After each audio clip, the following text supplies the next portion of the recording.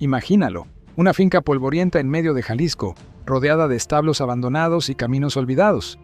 La escena parece sacada de una película de misterio, pero aquella tarde, lo que parecía rutina se convirtió en una operación que sacudió a todo México. Decenas de efectivos rodearon el lugar sin hacer ruido. Nadie sabía con certeza qué iban a encontrar. No eran drogas, no eran armas. Lo que apareció bajo tierra dejó a todos helados. Cofres metálicos sellados, alineados en una cámara subterránea, iluminada con luces LED y asegurada con sistemas biométricos de última generación. Al abrirlos, la sorpresa fue mayúscula. Toneladas de lingotes de oro. No era un simple escondite, era un banco clandestino. Un depósito secreto diseñado para sostener imperios criminales enteros, invisible para bancos, autoridades y satélites.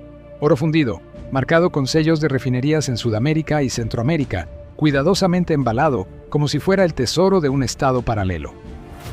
Al frente del operativo estaba Omar García Harfuch, un hombre que ya es leyenda, el mismo que sobrevivió a un atentado con más de 400 balas en plena Ciudad de México, el mismo que ha sido señalado como estratega implacable y, al mismo tiempo, como pieza clave en el ajedrez político nacional. Y ahora, el mismo que encontró lo que podría considerarse el golpe financiero más grande contra el narco en la última década. La cifra inicial sorprendió a los propios investigadores, más de $600 millones en oro puro. Pero el dinero, aunque impactante, no era lo más grave. Lo que realmente alarmó fue el mensaje oculto tras ese hallazgo. El narco ya no juega solo con drogas, ahora controla lingotes, rutas marítimas y redes financieras internacionales. Lo inquietante es que el sitio estaba vacío, sin sicarios, sin disparos, sin resistencia, como si alguien hubiera querido que el depósito fuera descubierto. Un ajuste de cuentas interno, una traición, un mensaje de poder, el misterio apenas comienza. Y aquí surge la gran pregunta: ¿qué significa que, por primera vez, se toque el corazón económico del crimen organizado? ¿Es este el inicio de una nueva guerra, no por territorios, sino por el control del dinero del narco? El oro no apareció en ese rancho por casualidad. En el mundo del crimen organizado, nada se deja al azar. El hallazgo reveló un secreto que pocos querían aceptar. Los cárteles mexicanos ya no confían únicamente en billetes ni en criptomonedas. Han creado una economía paralela basada en el oro, un recurso universal, imposible de rastrear digitalmente y aceptado en cualquier mercado del planeta. ¿Por qué oro y no dólares? La respuesta está en la seguridad y el anonimato. Los billetes se devalúan, las transferencias dejan huellas electrónicas y las criptomonedas pueden ser rastreadas. El oro, en cambio, puede enterrarse, fundirse, transformarse en joyería o intercambiarse en países donde el sistema financiero está cerrado a las investigaciones internacionales. Para los cárteles es el blindaje perfecto. Según fuentes de inteligencia, lo encontrado en Jalisco era solo la punta del iceberg. Se cree que existen depósitos similares en Michoacán, Sinaloa y hasta en la frontera con Guatemala, diseñados como auténticas bóvedas secretas para almacenar riqueza. Algunos de estos depósitos no solo guardan lingotes, sino también documentos, claves digitales y hasta armas de alto poder. Los especialistas aseguran que ese oro es utilizado como respaldo financiero para operaciones globales. Comprar armamento en Europa del Este, negociar rutas con mafias de Asia y África, e incluso financiar campañas de propaganda y corrupción en distintos niveles de gobierno. Es decir, no era un tesoro escondido, era el corazón de un sistema económico criminal. Pero lo más sorprendente del hallazgo fue la sofisticación tecnológica del lugar. Sensores de movimiento, cámaras ocultas, puertas con acceso biométrico y túneles de ventilación cuidadosamente diseñados. No era una bodega improvisada, era un centro de operaciones digno de una película de espionaje. La gran incógnita es, ¿cómo pudo pasar desapercibido tanto tiempo? Algunos expertos creen que las autoridades lo sabían y no actuaron hasta ahora. Otros aseguran que la filtración fue deliberada, quizá por una traición dentro del mismo cártel o como parte de una negociación oculta. El narco mostró su lado más peligroso. Ya no necesita bancos ni transferencias. Con oro, puede sobrevivir a sanciones, bloqueos y hasta guerras internas. El nombre de Omar García Harfuch vuelve a ocupar los titulares. Y no es la primera vez. Su vida es una mezcla de supervivencia, estrategia e intriga política. Nieto de un magnate de los medios, hijo de la actriz María Sorté, Harfuch creció entre las élites, pero eligió el camino más arriesgado, enfrentar de frente al crimen organizado. Su carrera comenzó en la Policía Federal, donde rápidamente destacó por su capacidad de análisis y operación. Ascendió con velocidad hasta convertirse en jefe de la Secretaría de Seguridad Ciudadana de la Ciudad de México. Fue ahí cuando el país entero escuchó su nombre. En junio de 2020, un comando del cártel Jalisco Nueva Generación intentó asesinarlo a plena luz del día. Más de 400 disparos impactaron en su camioneta blindada, pero sobrevivió. Aquella mañana, Harfuch no solo salvó su vida, construyó una imagen de hombre indestructible, un símbolo de resistencia frente al poder del narco. Ese atentado marcó un antes y un después. Desde entonces, Harfuch se convirtió en una figura clave en los operativos de inteligencia. Su estilo combina disciplina militar, formación internacional y una narrativa pública que lo ha proyectado como uno de los rostros más reconocidos en la lucha contra el crimen.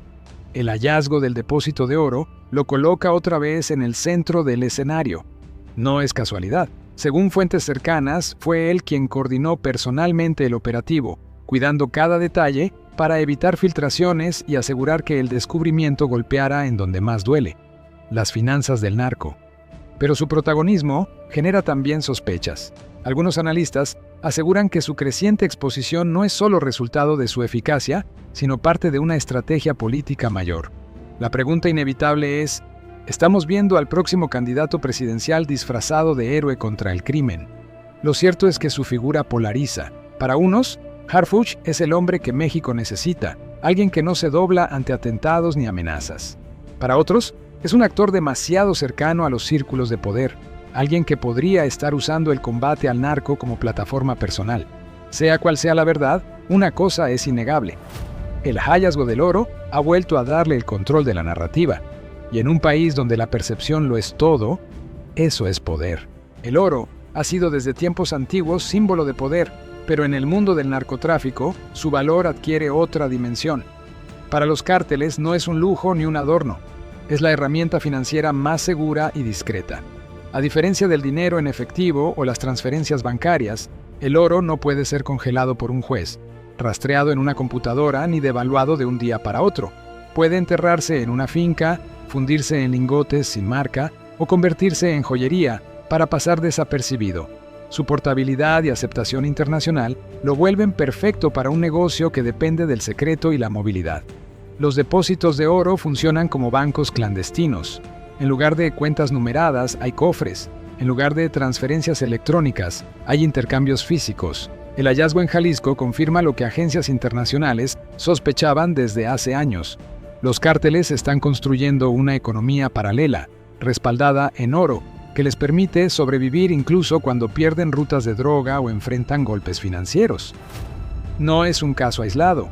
Informes de inteligencia señalan que parte del oro incautado provenía de refinerías ilegales en Centroamérica y Sudamérica, mezclado con producción legal para darle apariencia limpia.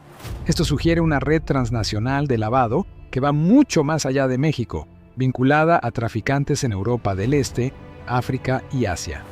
Además, expertos advierten de una nueva tendencia. Los cárteles no solo guardan el oro, lo invierten. Hay reportes de que utilizan lingotes como garantía para entrar en negocios internacionales, desde bienes raíces hasta tecnología. El oro se convierte así en una palanca para expandir su influencia fuera de las fronteras. Lo inquietante es que este sistema no depende de bancos, ni de criptomonedas, ni de intermediarios. Depende únicamente de la capacidad de ocultar y mover metal precioso. Por eso, encontrar un depósito de esta magnitud no es solo un golpe financiero, es un ataque directo al corazón económico del narco. Tras el hallazgo del depósito, la pregunta que retumba en pasillos de inteligencia es inevitable: ¿a qué cártel pertenecía realmente ese oro?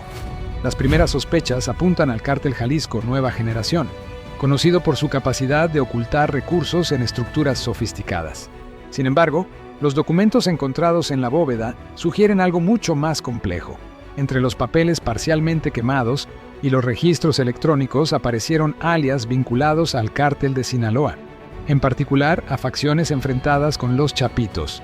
Esto abre una hipótesis inquietante: que el depósito no fuera de un solo grupo, sino una bóveda compartida, una especie de banco narco, donde distintos cárteles guardaban su oro bajo un acuerdo de neutralidad.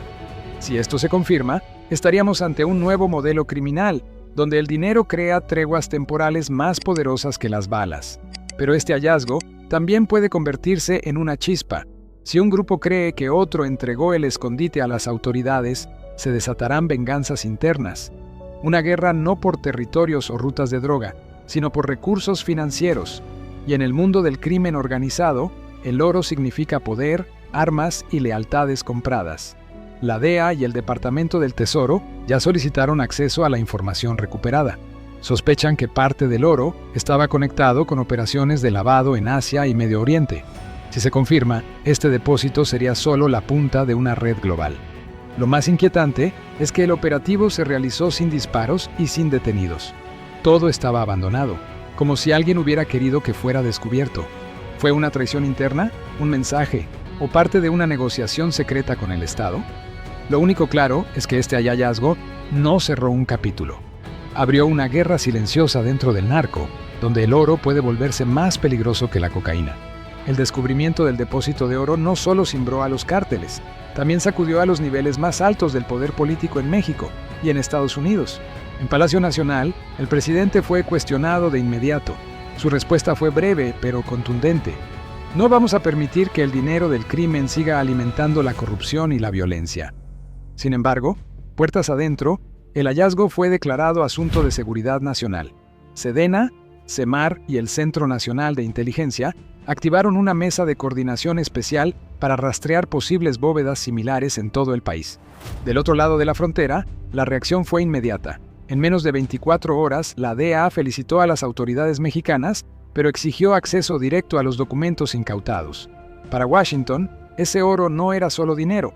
Podía estar conectado con redes de lavado global y con operaciones que cruzaban continentes. El Departamento del Tesoro fue más allá.